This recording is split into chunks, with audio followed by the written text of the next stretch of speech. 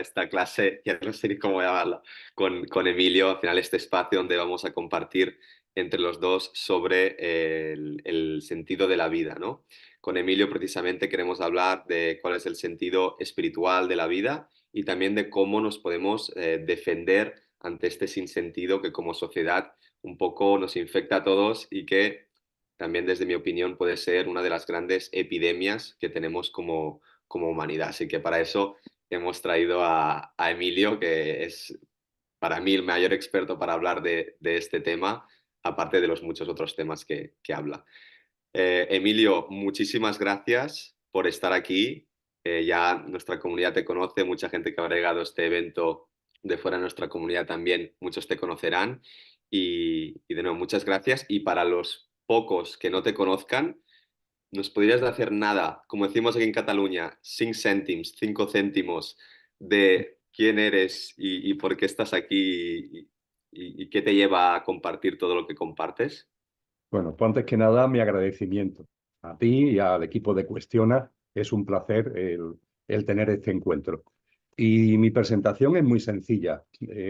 No tiene que ver nada con tarjeta de visita. Yo soy un alma encarnada, al igual que tú, al igual que cada uno de nosotros, que he venido, igual que cada uno de nosotros, álmicamente hablando con un dharma, con un propósito de vida, también con un karma que venimos arrastrando de experiencias anteriores.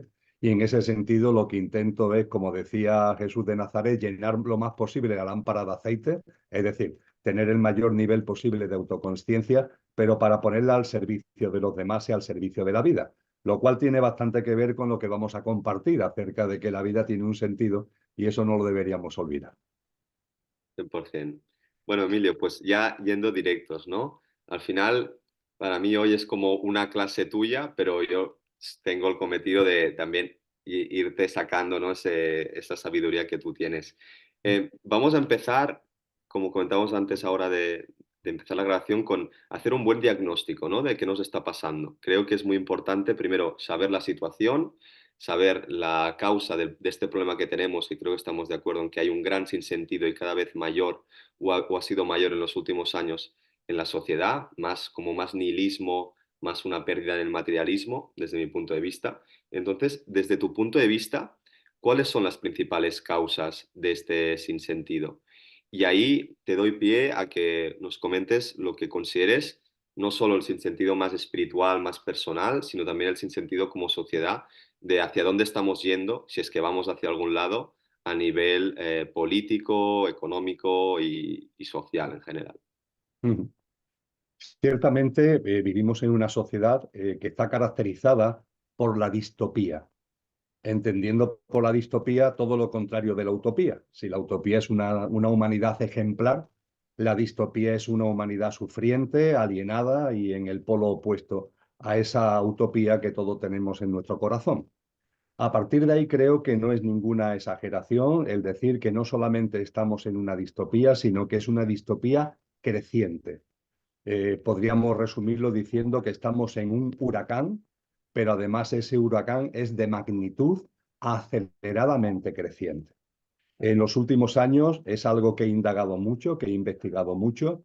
Incluso desde el año 2018 pusimos en marcha un proyecto de investigación que dirijo, que tiene como nombre Conciencia y Sociedad Distópica, que hemos ido sacando, ya llevamos 8 libros con el que saldrá en el próximo mes de mayo para analizar lo que está ocurriendo. Y la conclusión es esa, que estamos en una situación muy distópica y que además esa distopía se manifiesta en todos los frentes, no solamente en el ámbito económico, también en el entramado político institucional, también en la manera que tenemos de abordar el uso de las tecnologías, no las tecnologías como tal, que son maravillosas, sino cómo abordamos el uso de esas tecnologías y todo ello finalmente también cómo repercute en una vida diaria donde estamos cada vez pues en un culto a la velocidad más enorme y estamos también metidos en un ritmo trepidante, estresante, inquietante, que nos lleva a un enorme estado de ansiedad, hablando como colectivo. Así de muy apretadamente podríamos resumir el momento en el que estamos y me he atrevido también a poner de manifiesto el horizonte hacia el que vamos, que todo indica que vamos a más en ese huracán de magnitud aceleradamente creciente. A partir de ahí, cuando nos detenemos a pensar a qué se debe esto, mi modesta opinión, sin intentar convencer a nadie de nada, como hipótesis para la consideración, me gusta decirme y me gusta compartir que quizás tengamos un problema de ignorancia y de desconocimiento, lo cual es paradójico, ¿no? Porque hablamos de que estamos en la sociedad de la información, en la sociedad del conocimiento, pero es posible que detrás de esa aparente información y conocimiento lo que haya sea precisamente una gran desinformación, un gran desconocimiento y una gran ignorancia. Muy en particular, me gustaría traer a colación el hecho de que toda la distopía que estamos viviendo tiene como efecto directo en el ser humano, da igual el ámbito geográfico al que nos vayamos, da igual la cultura, tiene un gran efecto de sufrimiento. Hay mucho sufrimiento en el mundo, un sufrimiento que es muy visible, por así decir, en las zonas que llamamos subdesarrolladas, porque ese sufrimiento va ligado a cuestiones de carencias materiales que son muy evidentes.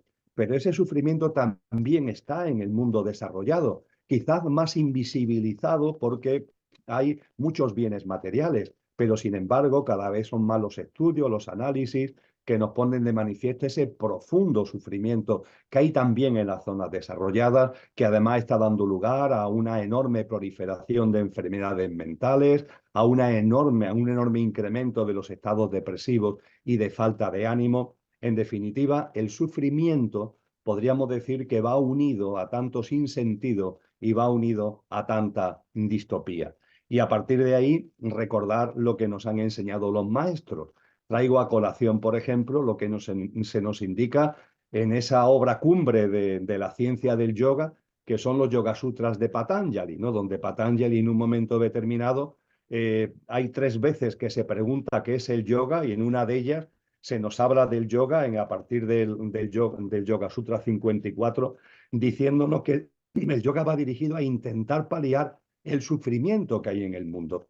Y ese sufrimiento tiene distintas causas, que en el lenguaje del yoga se llama kleshas. Y la primera causa, que es la que quiero sacar a colación de lo que has planteado, la primera causa es la ignorancia, el desconocimiento. Pero, ¿qué ignorancia? No estamos hablando de ignorar las capitales del mundo, no estamos hablando de no saber cuáles son las banderas de cada país, no, no, no. Cuando ahondamos en los Yoga Sutras, se nos abre una puerta preciosa para nuestro entendimiento y para nuestra reflexión, que es, no, no, el quid de la cuestión que está en la causa, como causa primaria y fundamental del sufrimiento, es la ignorancia de lo que somos, la ignorancia de lo que somos. Y entiendo que esta sociedad, en esta distopía, en este huracán de magnitud aceleradamente creciente, el factor fundamental que motiva toda esta distopía y el sufrimiento que está a ello asociado es que hemos olvidado lo que somos. Sabemos muchas cosas de muchos asuntos, pero hemos olvidado lo que somos. Y lo que somos es un ser humano.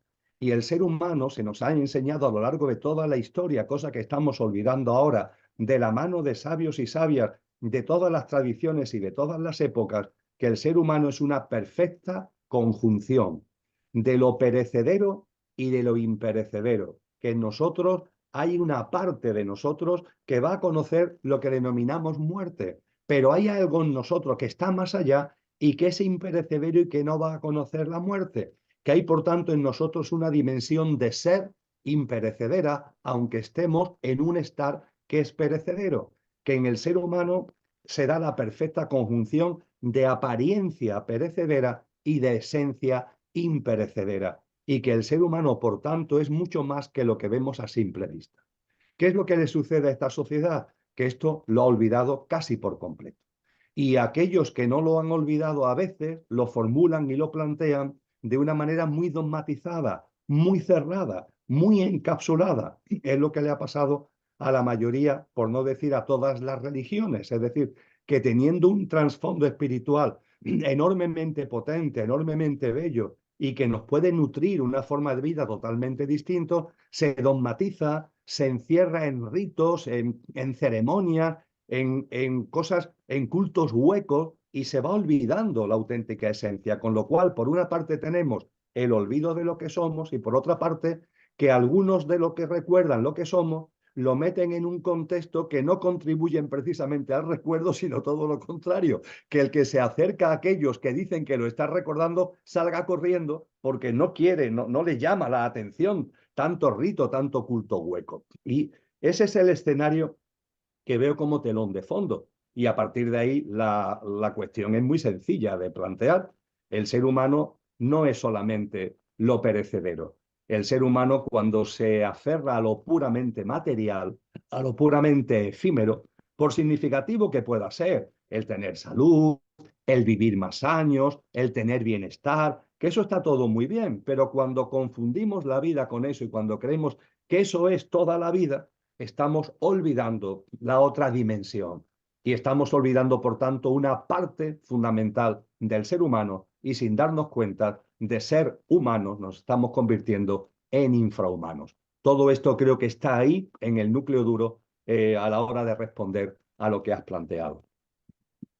Muy potente, Emilio. Creo que le has dado también al núcleo de la cuestión, ¿no? Que es ese olvido de quiénes somos. Eh, y sobre todo este complemento, también hay la imagen como que hay una división, o eres materialista o eres espiritual, ¿no? Y al final también lo que estás compartiendo es, no, o sea, está bien satisfacer la parte material, pero también tenemos que satisfacer la parte espiritual. Es como si, no sé, un ejemplo muy tonto, pero es como si te vas a lavar las manos y siempre te lavas solo una mano y la otra te la dejas sin lavar. Es como, bueno, te tienes que lavar las dos porque las dos forman parte de ti, ¿no? Eh, pero sí que yo veo también a nivel de un poco de, no sé si diría de propaganda, a nivel social o de creencias que vamos absorbiendo desde pequeños, hay esta división entre materia y espiritualidad.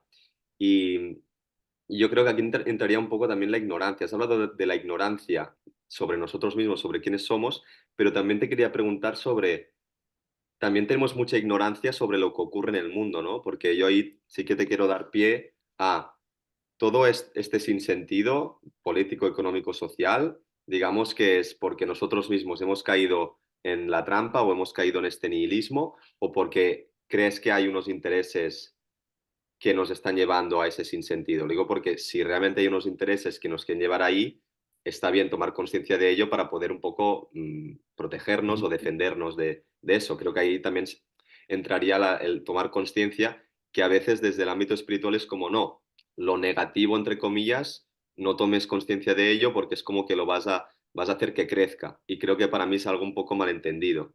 Desde mi punto de vista es importante, si hay algo negativo o hay poderes que nos quieren llevar por un mal derrotero, ser conscientes de eso para poder protegernos. Entonces, ¿tú qué opinas de eso? Y ya te diría un poco, ¿cómo lo afrontas tú? Si crees que hay esos poderes, ¿cómo tú los afrontas para poder defenderte o poder ser más inmune a sus ataques? Bien, acabas de plantear una batería de reflexiones muy potente, Gracias. yendo por partes. De forma muy resumida, lo primero que quiero compartir, tú sabes que en los programas de formación de Cuestiona en los que participo, me gusta recordar un principio metafísico fundamental que viene de muy antiguo, que nos enseña que aquello que no tiene origen es origen de todo lo originado. Y al ser origen de todo lo originado, se encuentra presente e inmanente en todo lo original. Ese aquello es lo que en el diccionario de la Academia Española de la Lengua se llama Dios, es lo que otras tradiciones denominan Brahman o denominan Alá. El nombre es lo de menos porque de hecho es innombrable. De ahí que en los saberes de la sabiduría perenne se le llame aquello. Y se nos hace una propuesta como hipótesis para nuestra consideración. Existe aquello que no tiene origen y aquello que no tiene origen es origen de todo lo original. Esto es una hipótesis para nuestra consideración. Ahora, lo que viene después, si admitimos esa hipótesis, lo que viene después es de cajón. Es decir, aquello que no tiene origen es origen de todo lo originado. Si esto es así, todo lo originado, en todo lo originado se encuentra presente aquello. No puede ser de otra manera. La presencia y la inmanencia de aquello en todo lo originado. Esto es importante al hilo de lo que tú planteabas porque hemos denominado las tradiciones espirituales, sobre todo occidentales, a la presencia de aquello en todo lo originado se le llama espíritu. Si nos fuéramos al ámbito hinduista, se le llama Atma, también en la ciencia del yoga. Si nos fuéramos a los sabios de la Grecia clásica, se le llama Neuma. También aquí el nombre es lo de menos. La presencia de aquello que no tiene origen en todo lo originado, vamos a usar el término más usual en Occidente, es espíritu. Y todo lo originado es materia en el sentido amplísimo del término, todo lo que la materia engloba. La astrofísica nos dice que en el universo hay materia ordinaria, materia oscura, energía oscura. Pues bien, todo eso se englobaría en el concepto genérico de materia. Con lo que tenemos que tener en cuenta que a través de este postulado se nos está explicando que la materia es originada por aquello que no tiene origen y que aquello que no tiene origen está presente como espíritu en la materia. Con lo que espíritu y materia, en definitiva, que es a lo que iba, conviven, no se están peleando, forman parte de lo mismo, forman parte de la misma realidad. Hay una convivencia entre espíritu y materia, entre materia y espíritu. Con lo cual, cuando desde una perspectiva teóricamente espiritual se nos habla de una pugna maniquea, ¿no? De una dualidad en plan de confrontación entre espíritu y materia, se está diciendo algo que simplemente es falso, es rotundamente falso, que va contra los postulados fundamentales del entendimiento que toda la sabiduría nos ha ido enseñando acerca de lo que es la espiritualidad. Dicho esto, esto nos lleva al ámbito de la consciencia, porque la consciencia es la capacidad de conocer, la capacidad de conocimiento. La consciencia, y en esto el diccionario sí nos es de mucha utilidad, es por un lado la capacidad de conocernos a nosotros mismos. Es el famoso conócete a ti mismo, ¿no? Que se puso en el siglo VI antes de Cristo en el pronaos de entrada del templo de Delfos. Conócete a ti mismo. Ese conocimiento de ti mismo es tomar conciencia, como antes decíamos, de que en nosotros está la apariencia y la esencia, lo imperecedero y lo perecedero. Conócete, nos decían los sabios de la Grecia clásica, si te conoces a ti mismo, conocerás al ser humano, conocerás el universo y conocerás a la divinidad. Conócete a ti mismo, es un pilar fundamental de la consciencia. Pero ojo, el segundo pilar de la consciencia es el conocimiento de la realidad que nos rodea. La consciencia estaría coja si nos quedáramos en la mirada interior.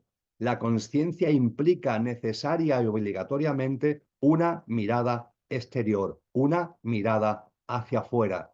Y diríamos que la consciencia por fin se contempla, o se completa, perdón, con una tercera pata. Si la primera pata es la mirada interior, conócete, date cuenta de lo que significa esa perfecta conjunción de esencia y apariencia que hay en ti, etcétera, etcétera.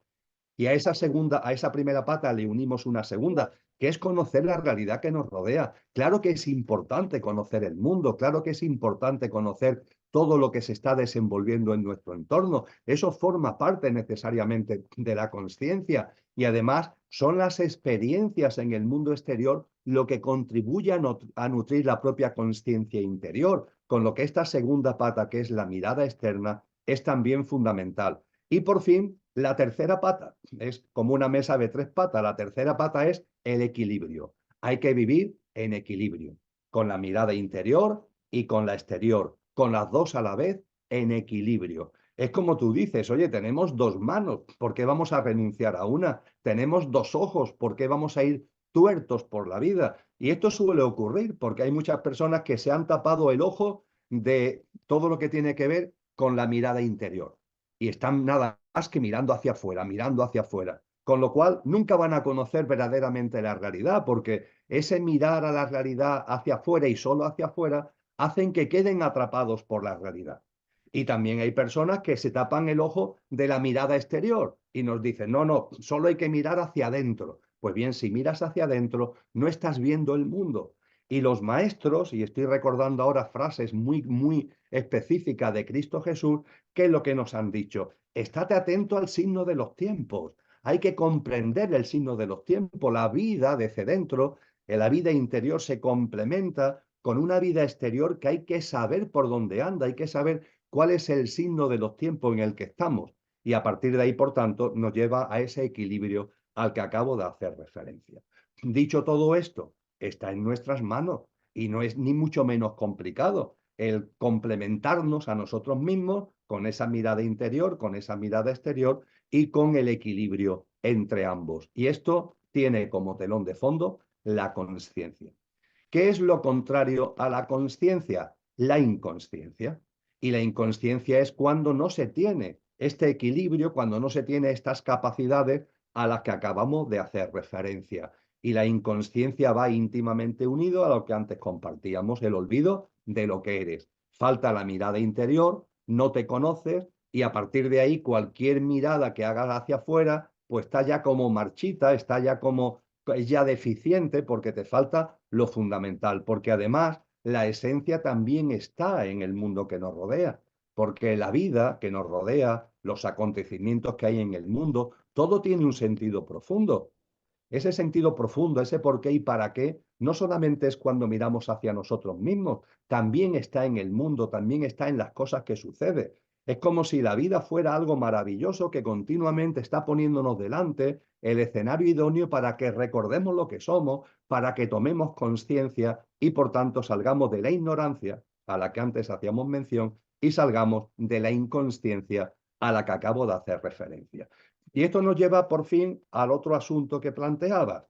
¿Hay en el mundo intereses para que en lugar de vivir conscientemente, vivamos inconscientemente? Pues claro que sí, claro que hay intereses e intereses muy poderosos. Es el interés precisamente de aquellos que llamamos poderosos, es decir, no es ningún secreto ni es caer en ningún tipo de conspiranoia el darnos cuenta, y en esto como economista, como doctor en economía, he hecho multitud de estudios al respecto, en darnos cuenta de que hay una pequeña, muy pequeña porción de la humanidad que acumula la mayor parte de la riqueza, el patrimonio y los recursos naturales. Yo me atrevería a decir que es el 1% del 1% de la población. El 1% del 1%.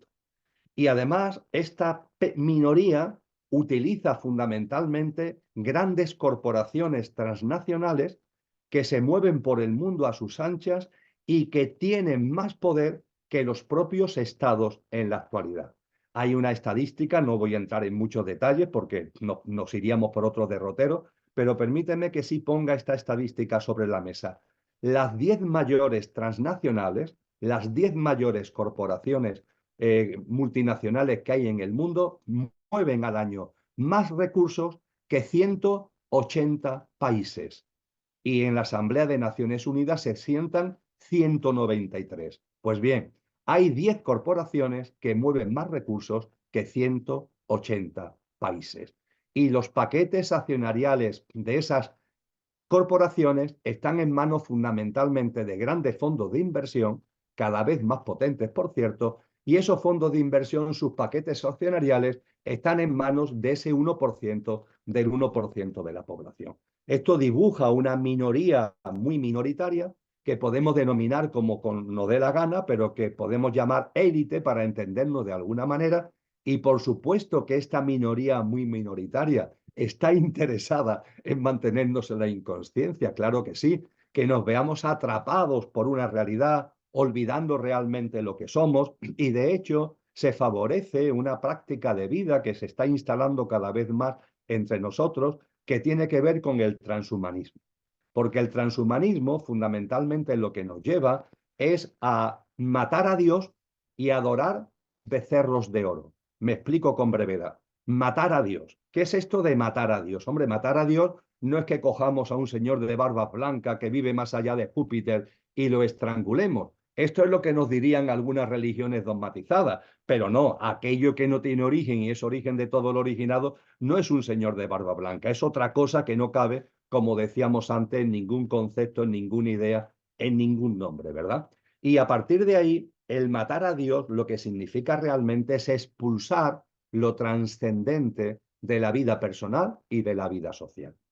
Que toda la dimensión imperecedera que hay en nosotros y que hay en los demás y hay en la vida, sea expulsada, sea olvidada, sea desterrada.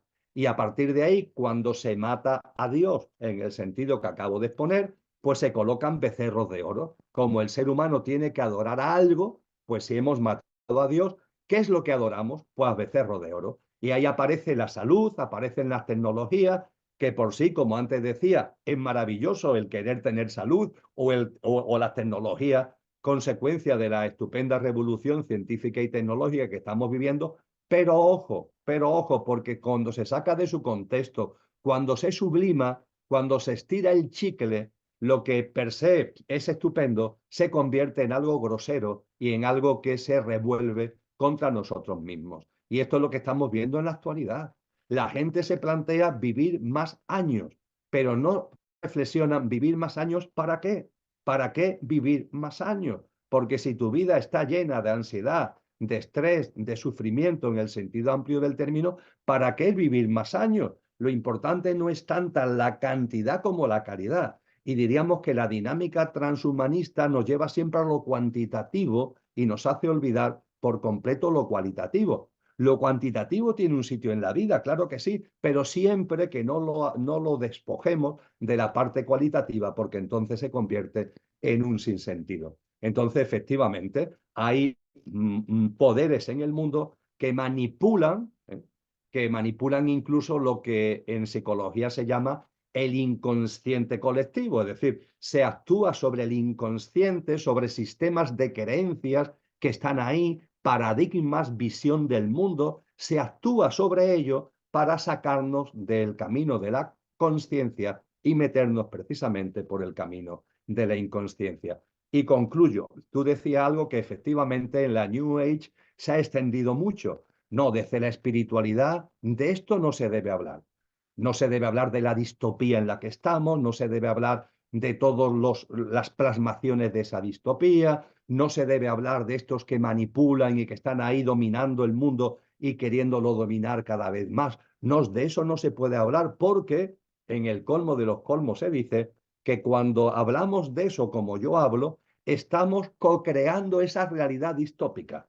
Y ante esto nos tenemos que sonreír y permíteme, y ya te devuelvo la palabra, que ponga un ejemplo que me he puesto a mí mismo a la hora de explicarle a las personas que analizar lo que está ocurriendo, hacer una prognosis, prever de forma fundamentada hacia dónde vamos, tiene que ver con la espiritualidad y tiene que ver con la conciencia. Y el ejemplo que me gusta poner cuando se nos dice, no, es que estás co-creando la distopía, se hace referencia a esto, el ejemplo que me gusta poner es un ejemplo muy sencillo.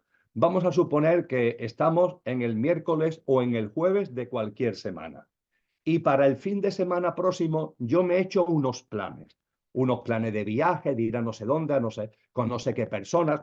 Y de pronto aparece en los medios de comunicación, vamos a suponer que es en el televisor, un señor o una señora, meteorólogo o meteoróloga, que con la información que tenemos a miércoles o a jueves nos dice, pues este fin de semana va a llover, va a hacer viento y va a hacer frío.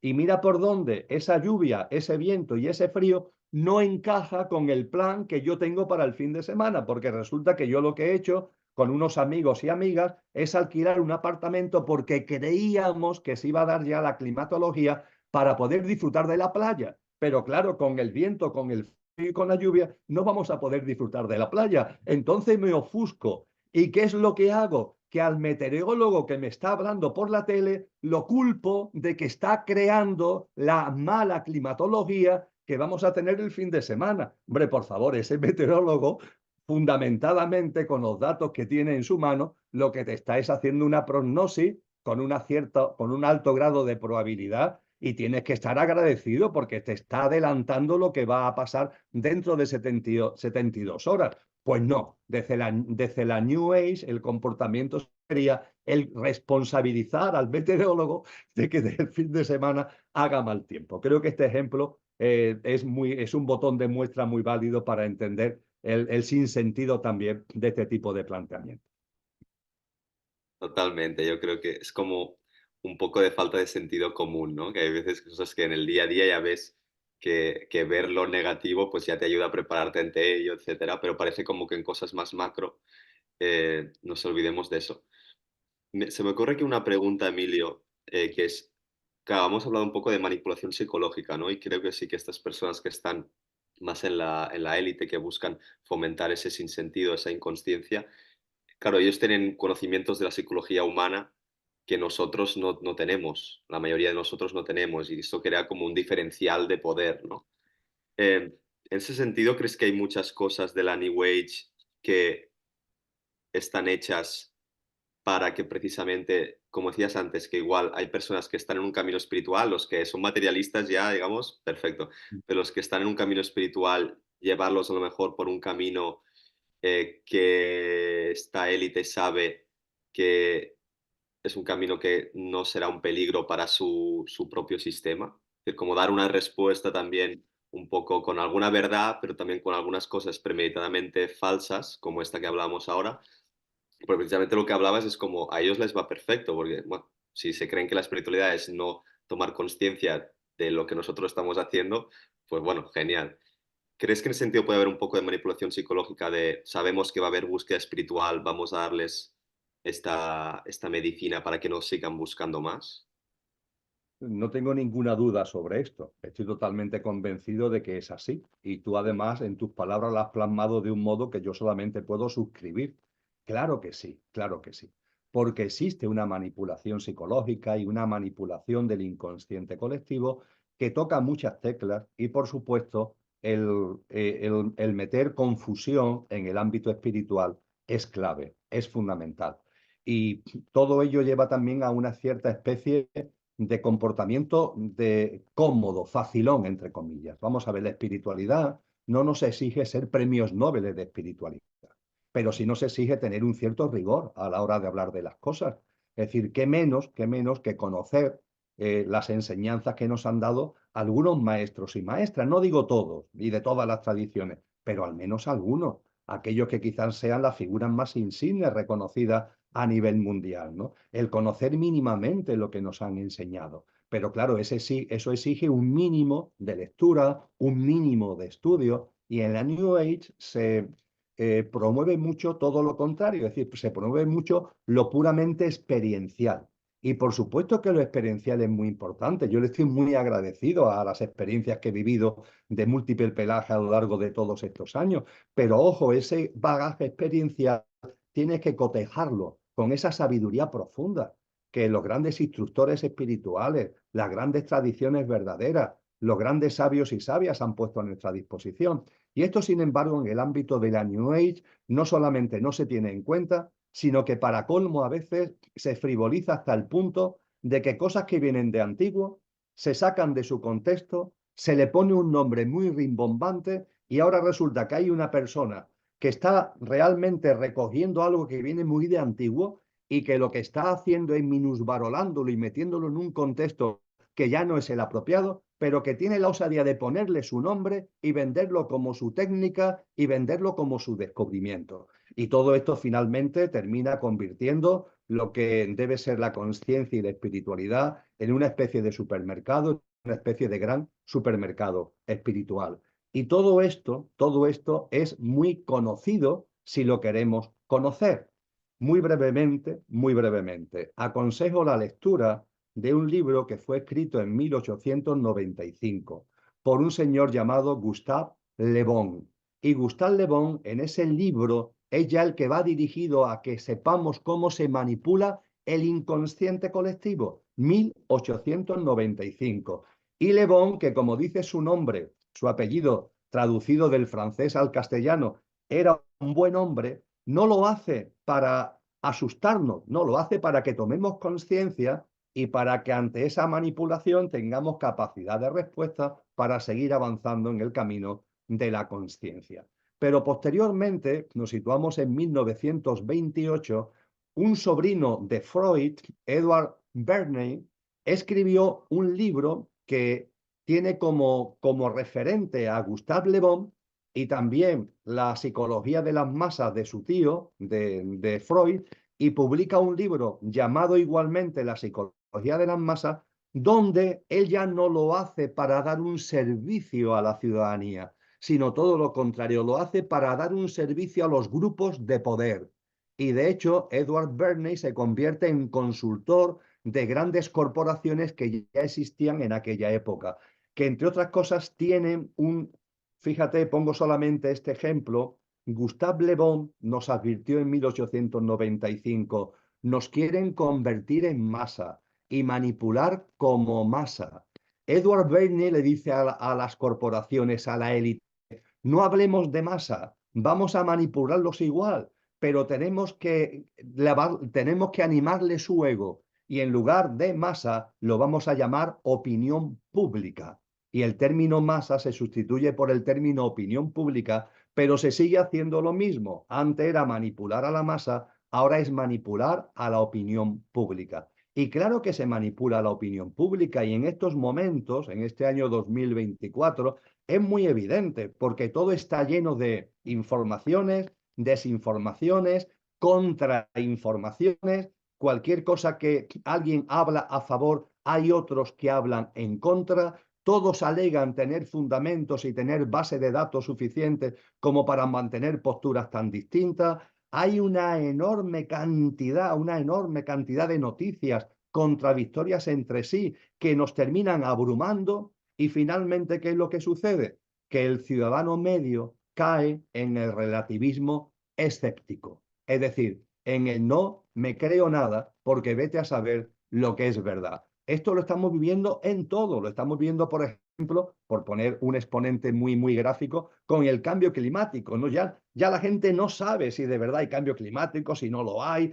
porque hay los que fundamentadamente dicen que sí, pero los que lo fundamentadamente dicen que no, y se termina convirtiendo en un bochinche que a la gente finalmente a qué lo lleva, a una especie de nihilismo, de narcisismo y de pasotismo. Y esto es lo mejor que le puede pasar a los grupos que dominan, claro, que las personas ya no solamente hayamos olvidado lo que somos desde el punto de vista de nuestra esencia imperecedera, sino que para colmo, ante la realidad en la que vivimos, caigamos en ese nihilismo de vete a saber, porque todo es relativo y a partir de ahí yo me limito a vivir mi vida sin darme cuenta de que esa vida realmente no es tu vida, sino que es la vida que ellos quieren que tú vivas bajo sus paradigmas, bajo su visión de la vida, bajo las pautas y hábitos de vida que son los que ellos proclaman y los que ellos establecen. Y la respuesta a todo ello es muy sencillo, conciencia, ya está. Tomamos conciencia de lo que ocurre. Es maravilloso saber lo que ocurre porque si no, puede ser abducido por estas manipulaciones a las que estamos haciendo referencia y desde la conciencia nos planteamos lo fundamental. Una práctica de vida que sea coherente con lo que realmente somos y con lo que realmente es. Magnífico, Emilio. Gracias también por las recomendaciones, que aquí me las he apuntado.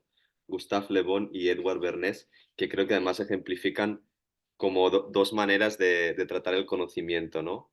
Se habla muchas veces del ocultismo y siempre se ve el ocultismo como algo oscuro, pero también ha habido ocultismo de luz, digamos, entre comillas, gente que ha intentado pues, preservar el conocimiento para poder protegerlo de aquellos que lo pudieran mal usar y poder darlo un poco difundirlo a la gente. Pero sí, como dices, como hizo nuestro amigo Bernés, un poco acumular ese conocimiento para someter, lo que decíamos antes también.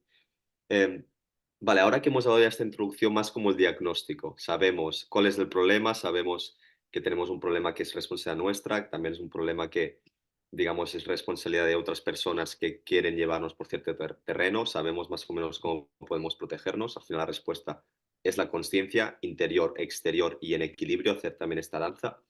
A partir de aquí, has hablado de aquello que no tiene origen, que es origen de todo lo originado y que está presente en todo lo originado. Podemos empezar a hablar, entiendo, a partir de esto del sentido de la vida, ¿no? Porque entiendo que este sentido de la vida, no de nuestra vida en particular, sino de la vida en general, tiene que ver con esto, ¿no? Con aquello que no tiene origen, que es origen de todo lo originado, que está presente en todo lo originado y que tiene como un principio, como una inteligencia, una forma de moverse. ¿Sería ese para ti el sentido de la vida? ¿Entender cuál es esa fuerza que está presente en todo lo que existe? Antes de responder a esta cuestión, haciendo memoria, el libro de Le Bon, 1895, tiene como título Psicología de las masas, que es el mismo título de una obra posterior de Freud. Y el libro de Edward Bernays, de 1928, tiene como título Propaganda, que ya el título lo dice Ya, todo. ya. No sé dónde con rodeos. No se anda con rodeo, efectivamente. Y yendo a la cuestión preciosa que acaba de plantear. si admitimos como hipótesis para nuestra consideración que aquello que no tiene origen es origen de todo lo originado, antes decíamos que si admitimos esta hipótesis, ineludiblemente aquello que no tiene origen se encuentra presente en todo lo original. Pero si admitimos la hipótesis de que aquello que no tiene origen es origen de todo lo originado, hay otra cosa además que también viene de por sí, inevitable e ineludiblemente. Aquello que no tiene es origen de todo lo originado. Si eso es así, todo lo originado tiene un mismo impulso. Todo lo originado es promovido, fomentado por un mismo principio, ¿verdad? No puede ser de otra manera. Si aquello que no tiene origen es origen de todo lo originado está impulsado, promovido, animado por ese mismo principio que deviene de aquello que no tiene origen, ¿verdad? Pues bien, esto es lo que en la tradición oriental, en un vocablo chino antiguo, se le dio el nombre de Tao. Y seguro que muchas de las personas que compartan con nosotros la visualización de este vídeo han oído hablar de ese término, T-A-O, Tao. Repito, un vocablo del chino antiguo que nos habla precisamente de que la vida tiene un camino, tiene un sentido.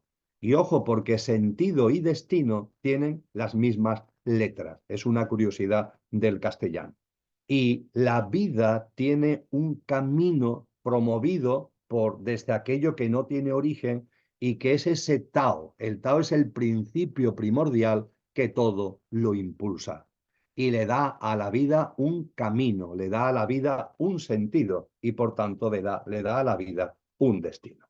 Y nosotros vivimos plenamente en ese contexto. Vivimos en el contexto de una vida gigantesca que se expresa a través de cada uno de nosotros y que al expresarse a través de cada uno de nosotros es cada uno de nosotros mismos. Es como si la vida fuera la electricidad y nosotros cada uno fuéramos bombillas por donde esa electricidad se expresa, pero de una forma tan maravillosa que al expresarse la electricidad a través tuya o a través mía, eso le aporta un valor añadido que hace que se produzca una diferenciación, pero no la diferenciación de la separación, no la diferenciación de la ruptura, no, la diferenciación desde la integración, pero a su vez una diferenciación por la vía de las experiencias, que es lo que tiene que ver con lo que en estas tradiciones se habla de la expansión de la consciencia. Y nosotros vivimos en este precioso magma de la vida, somos la vida misma, la vida se expresa a través de nosotros y nosotros le aportamos un valor añadido a la vida a través de nuestras propias experiencias. Cuando esto se tiene en cuenta, la vida es como un inmenso bosque y cada uno de nosotros somos un árbol del bosque.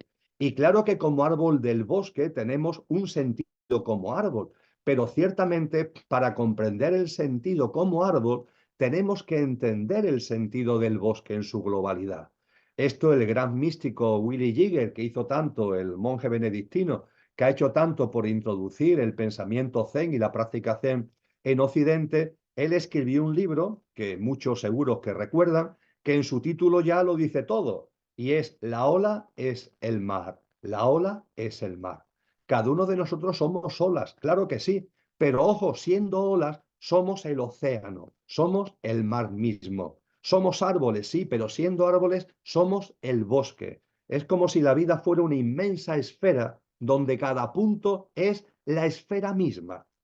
Cuando hablamos de inconsciencia, cuando hablamos de ignorancia, esa inconsciencia y esa ignorancia nos lleva a olvidar esto. Olvidamos que somos árbol, pero que somos mucho más que árbol, porque el percibir que la vida es mucho más que la vida mía, no resta un ápice de valor a mi vida, todo lo contrario, le da más valor todavía a mi vida. Es decir, que el árbol se dé cuenta que siendo árbol forma parte del bosque y que el verdadero sentido de la vida del árbol está en el sentido de la vida del bosque, eso no le quita ni un ápice de valor a la experiencia del árbol, todo lo contrario, lo engrandece. Eso no quita un ápice de valor a la experiencia de la ola, todo lo contrario, la engrandece porque tú estás viviendo como ola, pero a su vez eres expresión del propio océano. Esto no es como se ha entendido a veces en filosofía, la filosofía del existencialismo de Sartre, por ejemplo. Eso no significa reducir, minorar el valor de la vida humana, todo lo contrario, engrandece, expande por completo el valor de la vida humana. Y ese Tao, además, estando ahí como telón de fondo, hay que recordar, y con esto concluyo, pero creo que es importante, hay que recordar que el Tao tiene una representación simbólica, que también es muy conocido. La representación simbólica es el yin-yang, el yin y el yang. Y el yin y el yang, creo que lo podemos tener muchos en la cabeza, es un círculo. Ojo, un círculo, no dos, es un círculo. Eso sí, el círculo tiene una parte blanca y una parte negra. Y ojo, la parte blanca y la parte negra pertenecen al mismo círculo, no son dos círculos distintos. Y para remarcar todavía más que saltemos por encima de cualquier dualidad, en la parte blanca hay un puntito negro y en la parte negra hay un puntito blanco. Y esta es la representación del yin y del yang que simboliza al Tao. ¿Qué se nos está diciendo de esta manera tan gráfica y tan bella? Pues que la vida tiene un sentido, claro que tiene un sentido. Pero ojo, la vida tiene un sentido tan maravilloso que no se convierte en dirección obligatoria. Es decir, que todas las formas de vida, incluido tú e incluido yo, tenemos libre albedrío. Aunque exista el sentido de la vida, aunque esté ahí como telón de fondo todo lo que hemos compartido, finalmente tenemos libre albedrío para vivir alineados con el sentido de la vida o a contramano del sentido de la vida. La insensatez es colocarse a contramano del sentido de la vida. La sensatez sería vivir alineado con el sentido de la vida. El yin y el yang todo lo engloba.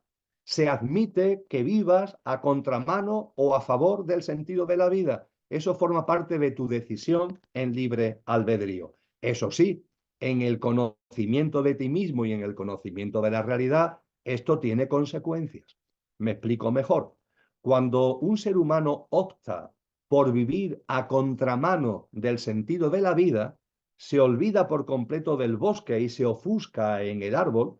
¿Eso qué significa? Eso significa egoísmo, eso significa egocentrismo.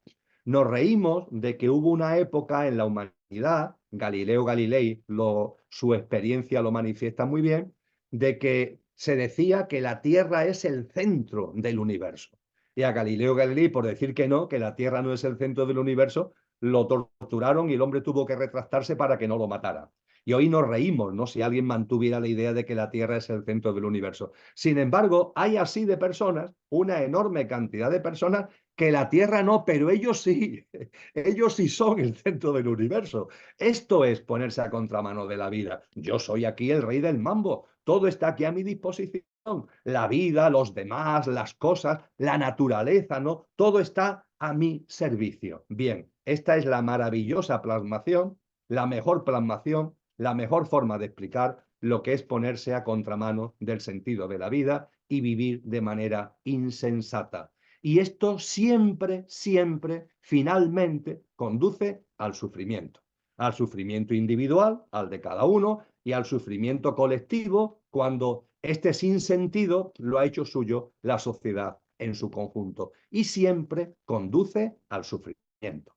Se puede intentar decir que no, se puede intentar explicar lo que queramos, pero la experiencia es rotunda siempre que una persona o siempre que un colectivo, y en este caso la humanidad en su conjunto, se sitúa a contramano de la vida, es libre albedrío, está en su derecho, por decirlo de alguna forma, pero inevitablemente lo que vas a vivir es experiencia de sufrimiento, de dolor, porque te has alejado de la realidad y porque te has metido en tu pequeño mundo de árbol, en tu pequeño mundo de ola, olvidando lo que realmente es.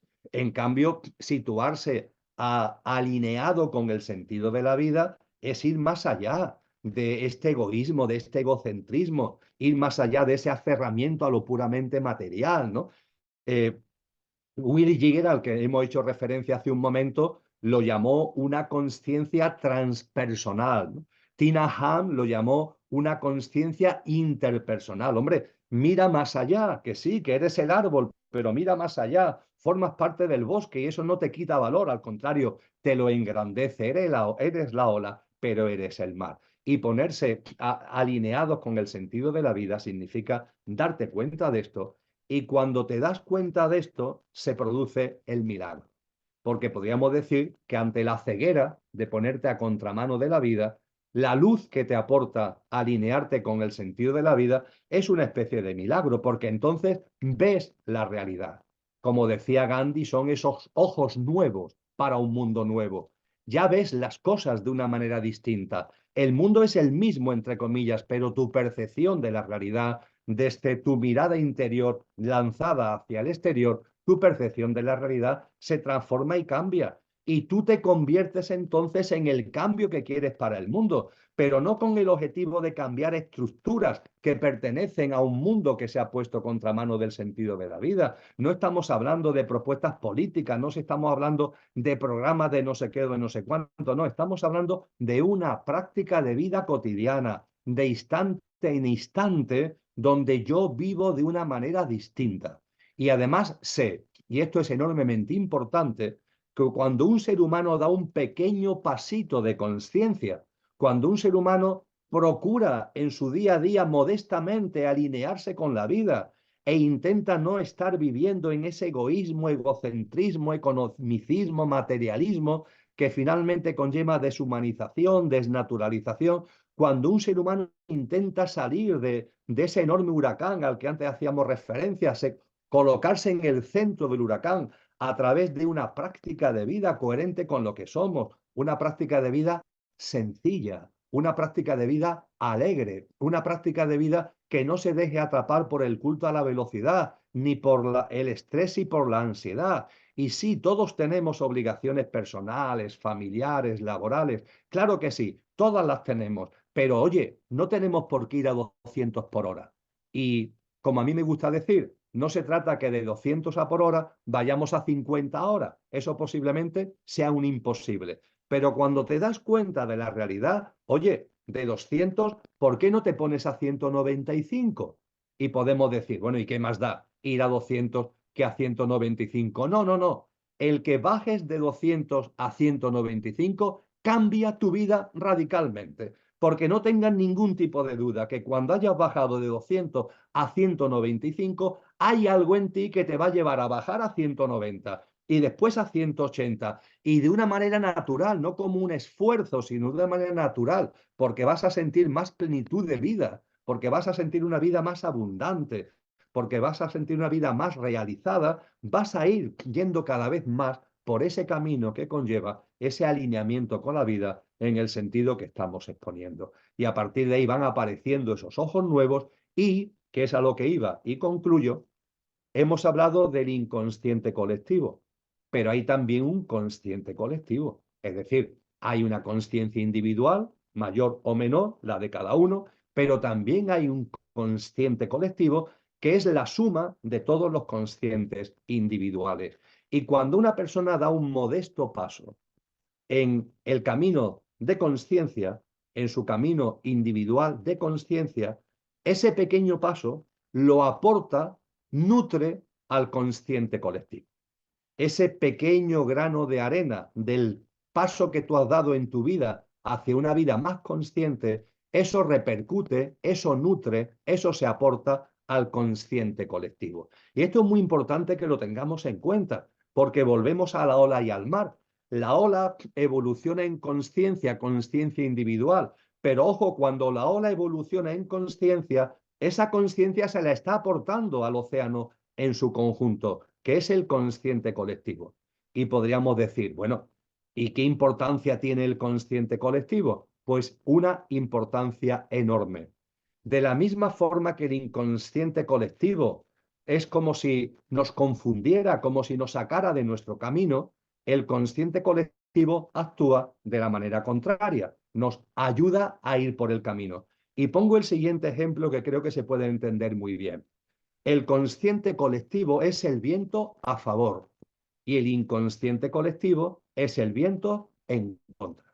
El camino de conciencia tengo que hacerlo yo, tienes que hacerlo tú, tenemos que hacerlo cada uno. Aquí no hay transfusiones de conciencia. Este camino tenemos que hacerlo cada uno. Pero ojo, qué distinto es caminar con el viento a favor que caminar con el viento en contra. Y cuando desde nuestro camino de conciencia damos un pasito, lo estamos aportando al consciente colectivo, estamos consiguiendo que la fuerza del viento del consciente colectivo crezca y el consciente colectivo es el viento a favor. Y frente a los que intentan darle fuerza al inconsciente colectivo, como decíamos antes, a través de la manipulación, de la inconsciencia, etcétera, etcétera, aquí estamos nosotros en nuestro día a día intentando vivir con mayor coherencia con lo que realmente somos y teniendo o debiendo recordar que con eso no solamente estamos dando un pasito nosotros, sino que lo estamos aportando a un consciente colectivo y ese consciente colectivo es un viento a favor que está favoreciendo a todas las personas que en el planeta están intentando avanzar por este camino de la conciencia al que nos estamos refiriendo. Maravilloso, Emilio. Buah, has tocado un montón de puntos que me parecen brutales. Me apunta aquí algo que me ha venido también, que es, claro, el tema del libre albedrío creo que es importante, porque a veces creo que también se confunde. O sea, somos libres de tomar nuestras decisiones, como dices, pero no somos libres de las consecuencias de estas decisiones. Es decir, podemos ponernos a contramano de la vida, como dices, pero eso nos va a llevar inevitablemente, por ley de causa y efecto, a una consecuencia que es el sufrimiento, que precisamente ese sufrimiento tiene una función positiva desde mi punto de vista de, a lo mejor es ese punto blanquito en la parte oscura del yin y el yang que nos permite volver a la luz, ¿no? Y igual cuando estamos en un camino más luminoso, alineados en el centro de la vida, también vamos, digamos que la realidad nos da un feedback, como se dice ahora, ¿no? Un retorno positivo para que también entendamos que estamos por el buen camino. Y en este sentido, bueno, hablamos de sentido precisamente, un poco, ¿nos podrías profundizar un poco más en cuáles son estas prácticas de vida que en el día a día, ¿no? Cotidianas, que te permiten estar alineado con el sentido de la vida? Has hablado de hoy en día el materialismo, el egocentrismo, un poco también miopía existencial, ¿no? De que nos vemos como árbol pero no vemos el bosque. Em, ¿Cuál sería la banda opuesta de todas estas características que hoy en día tenemos? Y también cómo nos puede ayudar, lo has tocado un poco, ¿no? Pero puedo hacer un poco más de hincapié en cómo nos puede ayudar este cambio individual a hacer un cambio social que, como dices, también signifique un viento a favor para nuestros semejantes, ya sean contemporáneos o los que vengan en el futuro. Sin duda ninguna, todo esto cristaliza, como tú muy bien has apuntado, a una práctica de vida. Si no, estamos simplemente convirtiendo todo esto en un juego intelectual. No, como se dice en el argot futbolístico, hay que bajar la pelota al terreno de juego y bajar la pelota en términos de conciencia significa la práctica de vida de instante en instante, nuestra práctica de vida diaria. ¿Cuál es, por así decir, el telón de fondo de esa práctica de vida diaria? Pues me vas a permitir que utilice una expresión que le debo a un paisano mío, un paisano que vivió hace muchos años y cuyos restos están todavía enterrados en Francia, en Collioure. Me refiero a Antonio Machado. Antonio Machado nació en Sevilla, tuvo una experiencia vital preciosa y efectivamente la guerra civil le obligó a vivir en el exilio y murió y sigue sus restos enterrados en Francia. Antonio Machado, entre sus maravillosos poemas y en su maravillosa obra, hay un poema que tiene como título Autorretrato. Él era conocido y reconocido como una persona sencilla, como una persona afable, como una persona cariñosa, como una persona consciente. Y él en su autorretrato, en su modestia, se atreve a decir, soy un buen hombre en el buen sentido de la palabra. Soy un buen hombre en el buen sentido de la palabra. Pues bien, creo que ahí se da en la diana. ¿De qué se trata? La práctica de vida de la que estamos hablando, la conciencia, una verdadera espiritualidad, que no caiga ni mucho menos en renegar de lo de fuera, sino que busca el equilibrio, lo interior, lo exterior. En fin, todo lo que hemos compartido se plasma maravillosamente en esta expresión: ser una buena persona en el buen sentido de la palabra. Y esto, permíteme que lo diga así, todos sabemos cuando somos buenas personas o cuando no lo somos. Aquí no hay relativismo escéptico. Hombre, salvo que te quieras autoengañar, claro. Pero cuando tú ves tu día a día, no sé, el rato, el tiempo que llevamos del día de hoy, por ejemplo, que hemos vivido cada uno distintas vivencias, distintas experiencias, no es ni mucho menos difícil saber si hemos sido o no buenas personas en cada una de las cosas grandes o pequeñas que hemos vivido en nuestra cotidianidad. Claro que sí, hay algo en nuestro interior que nos dice con claridad cuándo somos o no buenas personas. Aquí no hay equívocos y de lo que se trata es de ser buenas personas. Dicho de una forma que no son precisamente palabras de Antonio Machado, pero que están sacadas quizás más del argot tecnológico actual, se trata de ir por la vida con una vibración alta ante cada acontecimiento, de instante en instante, en el aquí y ahora, ante cada cosa que sucede. Oye, que tu actitud, la actitud con la que tú afrontas cada cuestión, cada hecho, cada circunstancia del día a día, no sea de una vibración densa que tiene que ver con ese egoísmo, ese egocentrismo, ese materialismo, sino que tenga una vibración más alta. Tampoco se nos pide aquí que seamos ángeles encarnados, no, no, se nos pide que tengamos un mínimo de sentido, y en este caso tiene también que ver con el sentido común, para ir avanzando por este camino de ser buenas personas. Y a partir de ahí, ser buenas personas se manifiesta en muchas cosas. Desde luego, en la práctica diaria, intentar tener una vida más sencilla, una vida que no esté basada en el culto a la velocidad. Y como decíamos antes, con los 200 por hora, siempre hay margen de maniobra para ello, para que no te veas subsumido, abducido por el estrés y por la ansiedad. Esto es fundamental. Ligado a esto, olvidarte de los parámetros que desde la inconsciencia colectiva se nos han metido a machamartillo. La vida no consiste en acumular, la vida no consiste en retener, la vida no consiste en poseer. Esto no significa que vivamos en la indigencia, pero sí significa que no hagamos de la acumulación nuestro tesoro. Lo dijo muy bien Cristo Jesús: donde esté tu tesoro, está tu corazón. Y si tu tesoro está en tener, en acumular, en poseer, ahí está tu corazón. Tú puedes autoengañarte y decir que no, que tu corazón está en la espiritualidad. Mentira. Si tu objetivo en la vida tiene que ver con el tener, con el poseer y con etcétera, etcétera, ahí está ineludiblemente tu corazón. Y para que nos demos cuenta de lo que esto significa, el ejemplo que yo me pongo a mí mismo es que podemos vivir la vida estreñidos o soltando. Sé que es un ejemplo un tanto brusco, ¿no? Pero creo que se entiende muy bien.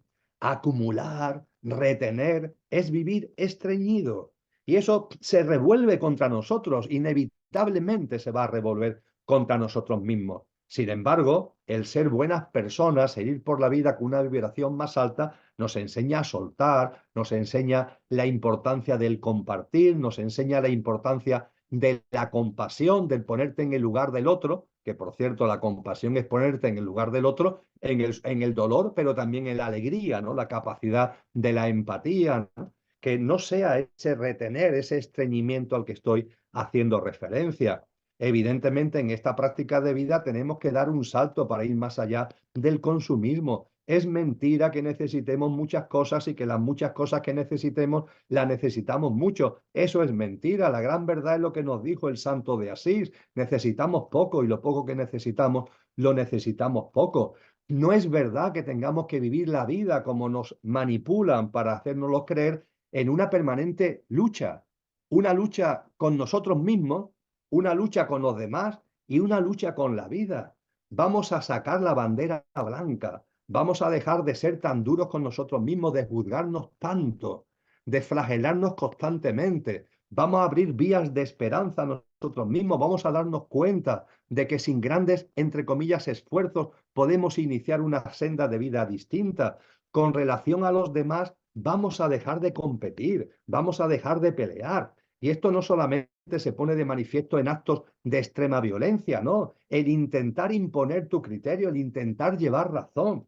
Pero habrá algo más bello que yo vea la cosa A y tú la veas B y que hagamos una apuesta en común. Pues mira, yo lo veo A por esto, pues yo lo veo B por esto. Eso nos enriquece a los dos. Pero claro, nos ponemos a contramano del sentido de la vida, aparece el ego y el egoísmo y entonces lo que debería ser un enriquecimiento se convierte en una lucha de los dos egos. No, pues yo quiero tener razón, te convence, quiero convencer a ti y si no te convenzo, pues me enfado contigo. Estamos permanentemente en una dinámica de pugna, de violencia. E insisto, la violencia no solamente es violencia física de darse puñetazos, hay violencia psicológica, hay violencia en muchos gestos y en muchos actos de nuestra vida cotidiana. Ya en los Upanishads, hace 2800 años, se nos enseñó la importancia de ahimsa, del no daño. Vamos a vivir sin dañar. Y el dañar también incluye el respeto, la empatía por los demás, por su forma de ver las cosas, por su criterio, por sus opiniones, el ver que la diversidad nos enriquece, no nos empobrece, sino que nos enriquece. Todo esto forma parte de ese camino y de esa práctica de vida. Forma parte también el dejar de pelearnos con la vida. La vida merece nuestra confianza.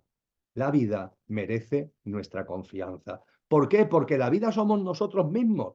La vida que se expresa en mí no es distinto de la vida en su generalidad. Y a partir de ahí, ¿cómo me voy a pelear con la vida? Si me peleo con la vida, me estoy peleando conmigo mismo, que es esa vida que se está expresando de manera diferenciada, como decíamos antes, con el ejemplo de la bombilla, pero que se está expresando a través de mí. ¿Y cómo me voy a pelear yo con la vida? Esa vida merece toda la confianza. Y cuando se nos abren los ojos de la conciencia, vemos que la vida permanentemente nos está abrazando, que todo tiene un sentido profundo, que todo tiene un porqué y un para qué, que hasta el sufrimiento nos abre puertas de entendimiento, las noches oscuras de la que nos habló tan maravillosamente San Juan de la Cruz. Entonces vamos percibiendo que la vida merece nuestra confianza.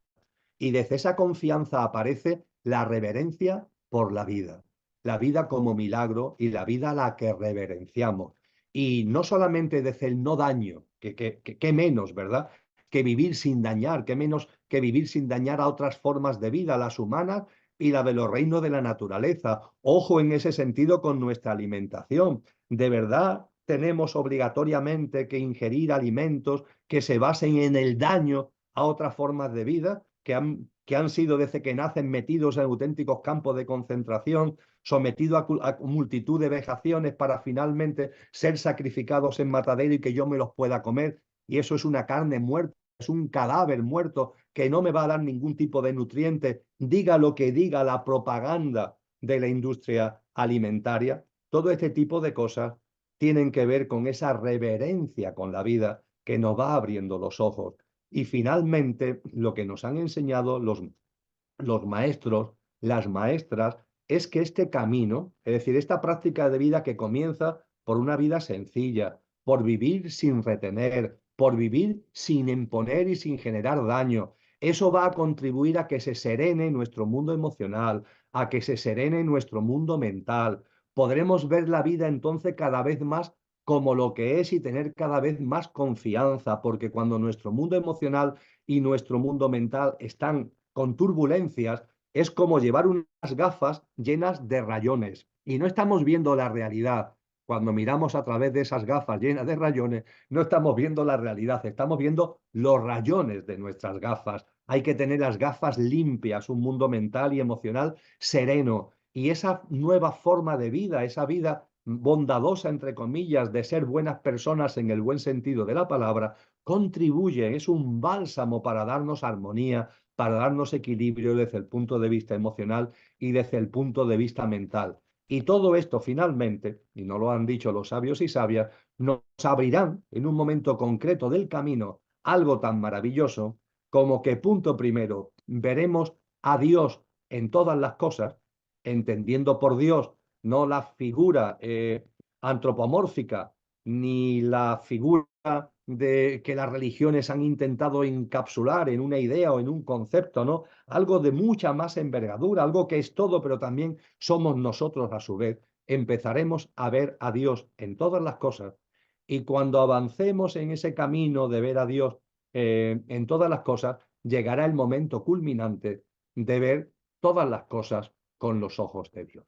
Y a eso estamos llamados, a ver todas las cosas con los ojos de Dios, porque aquello que no tiene origen está en mí.